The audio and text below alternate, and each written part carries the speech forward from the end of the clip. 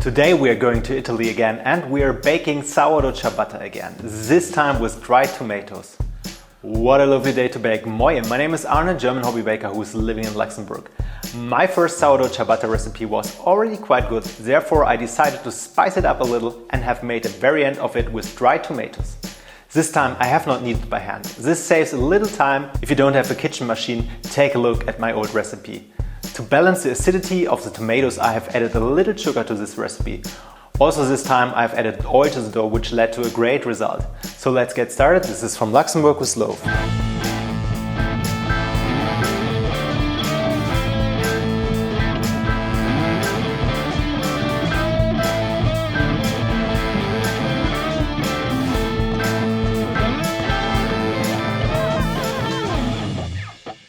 The evening before we bake, we want to refresh our sourdough starter to create our levain for the next day.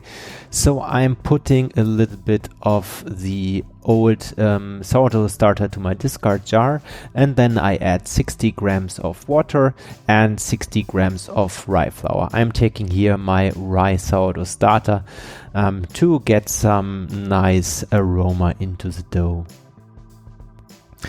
Then I mix everything together with a spoon, and once this has been done, I close the jar and add a rubber band. At the next morning, it's time to bake and see the sourdough starter really raised. I'm taking pizza flour for this, water, sugar, salt, olive oil, a little bit of tomato paste and dried tomatoes. As I said earlier, I'm using this time my kitchen machine. So I start adding water, not all of it, I leave a little bit behind for the remaining mixing. Then I add the ice cubes. The ice cubes are important because due to the spiral hook, the dough would heat up too much. I'm adding the sourdough starter and the sugar as well, and then I can start the mixer.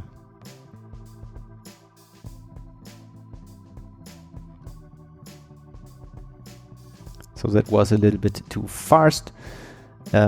For combining everything, we just need a lower speed.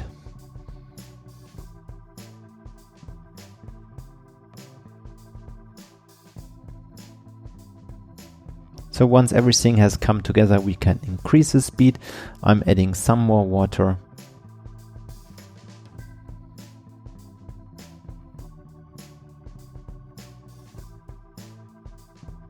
And after around 10 minutes of mixing, the dough should already have developed quite a lot of gluten.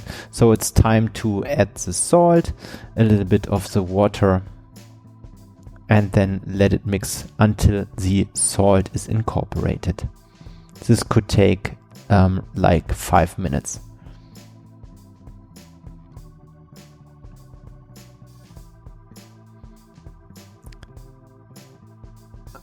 Due to the high-speed mixing, my dough was getting a little bit too hot, so I decided to add some more ice cubes.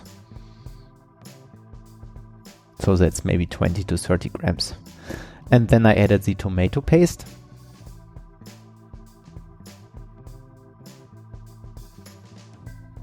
As well as the olive oil. Don't add everything at once.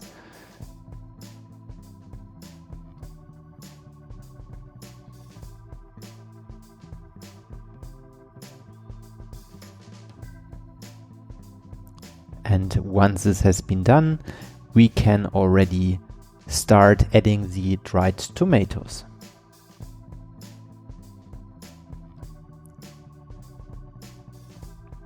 Mix everything together for about another 2 minutes.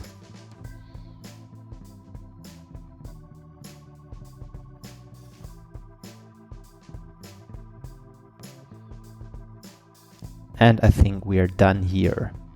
So I spray some water on my fingers to check the gluten network, and the window pane test looks really good. So it's time to transfer the dough to my countertop. I'm taking the dough scraper, and you see it's a little bit sticky at the moment, but this will be resolved in a few seconds. So I'm now giving it a little shape, and by that the dough gets some more structure.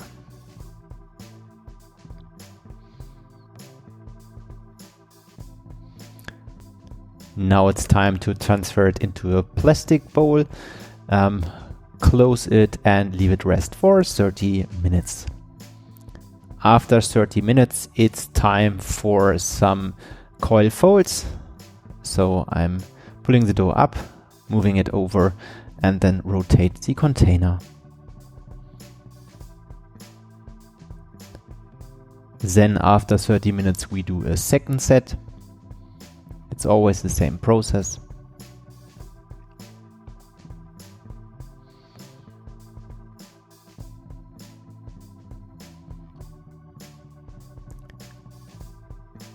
And after another 30 minutes, we do that the third time.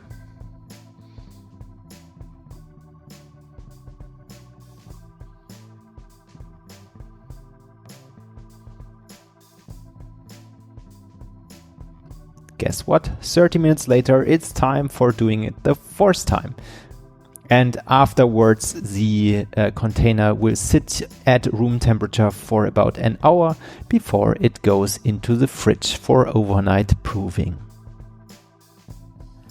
While we're waiting for the sourdough to ferment the dough, please take a moment and like this video, subscribe to my channel and enable notifications so you don't miss my next videos. Thanks! And at the next morning, the dough has relaxed a little bit, but as you see, it's still a little bit stiff, and that's because of the temperature. So we leave it rest for about 30 minutes. And after 30 minutes, we flour it a little bit, and then we dump the container onto our countertop.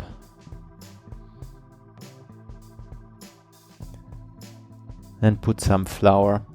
Put some more flour on the top of the ciabatta as well. And what we're doing now, we're like dividing the dough into two portions, and this will then relax and ferment a little bit onto our kitchen towel.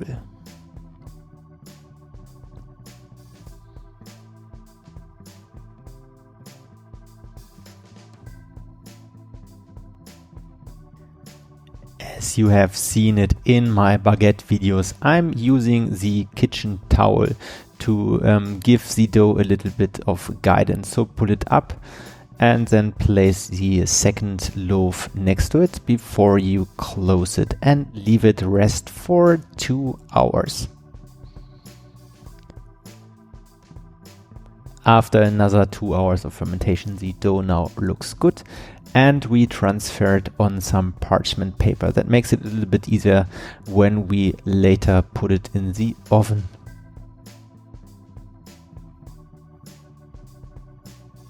Whoops. So let's correct that. And then we transfer the loaves into the preheated oven. The oven I have preheated already an hour ago at 250 degrees of Celsius, that's 482 degrees of Fahrenheit. And I add some steam for the first 10 minutes before I reduce the temperature to 220 degrees Celsius, that's 428 degrees of Fahrenheit. And after another 15 minutes of baking, they are really nice. And if they sound like that, they are perfectly baked. So let's give them a cut and have a look what's inside.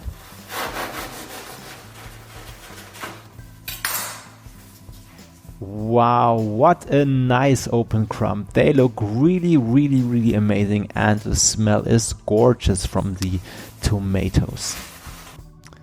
So here are some impressions, and as always, enjoy and bon appetit.